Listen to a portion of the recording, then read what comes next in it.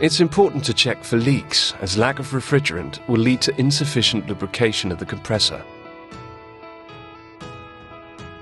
The condenser will not have sufficient cooling performance with corroded fins, so it must be replaced. Check pressure sensor or switch.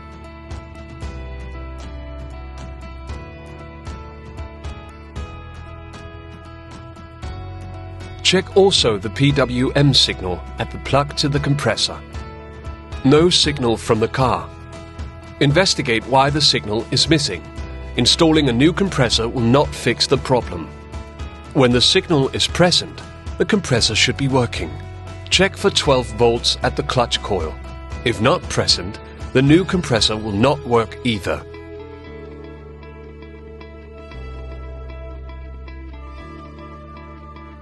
Remember to close and protect the hoses if the new compressor is not fitted immediately. The humidity in the air is not good for the oil or AC system in general. If the suction port is dry, it is a sign of blockage in the system. Here, it is okay.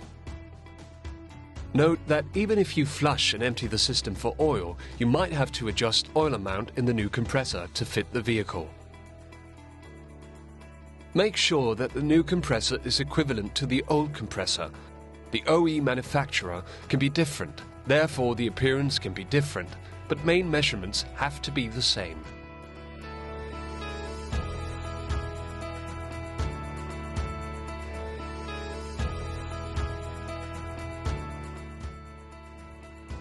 If the label is not readable, find oil and gas type from your data supplier. Flushing is needed in many cases. The condition of the oil in the old compressor will tell if flushing is needed. Here examples of oil and what to be aware of. Oil with UV dye is okay. New clean oil is okay. Green oil, too much UV dye or leak stop will deteriorate the oil. Flushing is needed. Orange oil. Oil contains water. Flushing is needed. Grey oil. When the oil is contaminated with metal debris, this is a sign of poor lubrication to the compressor. So you need to check for leaks, clogs, or if too little gas was filled. Flushing is needed. Black oil. Too hot. The pressure's been too high. Check the condenser, fan, pressure switch and replace as needed and flush the system. If too much UV dye or leak stop has been added, it will deteriorate the lubrication of the compressor and flushing will be needed. The oil is okay on this AC system. We need this info for later adjustment of oil volume. The orifice expansion valve helps keeping the correct pressure in the system and helps to secure evaporation before the gas is circulated back to the compressor. If fluid is recirculated to the compressor, it will be damaged. Always fit new filter dryer. The volume of oil in the old filter must be added to the new filter. And always use new oil for the new filter. Use new O-rings also for the filter.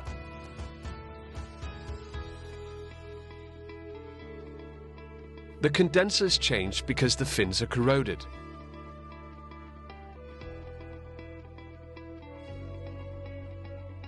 Protect the AC system from impurities and air. Change O-rings. You need to compensate for the oil amount in the old condenser, but it is not possible to empty it, so here we use a calculation to find the right oil amount. When flushing is not needed, you must compensate for the oil left in the rest of the system. Normally, this is done by adjusting to the same oil amount as in the old compressor. In this case, the condenser was replaced as well, so we must compensate for this. In total, you have to leave 41 milliliters in the compressor, so 89 milliliters must be drained from it. To help drain oil from the new compressor, you need to turn the hub and change orientation.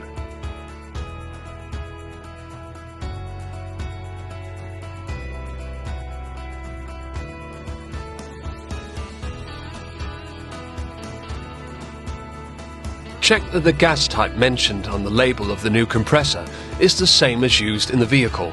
R1234YF gas will damage the oil dedicated only for R134A. Install the new compressor properly and according to recommendation by manufacturer of the vehicle. Use new O-rings also for the connections.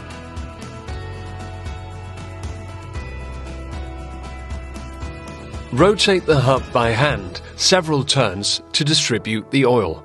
The belt must run straight to avoid noise and excessive wear. Often, the tensioner needs replacing as well. A torn belt may lead to damaged valves if picked up by the timing belt. Find exact filling amount of gas. It is important to evacuate all air from the system. Adding extra gas or too little gas can damage the compressor. When starting up, avoid revving up the car and set AC to minimum. This will allow the oil to return to the compressor. Observe pressure at idle. If too high, stop the engine and find the reason to avoid a breakdown of the compressor. For this car and temperature, the pressures are okay. Make sure you have the right cooling. Plug the holes of the old compressor and use the old box for return of the unit. Also use the plastic bag.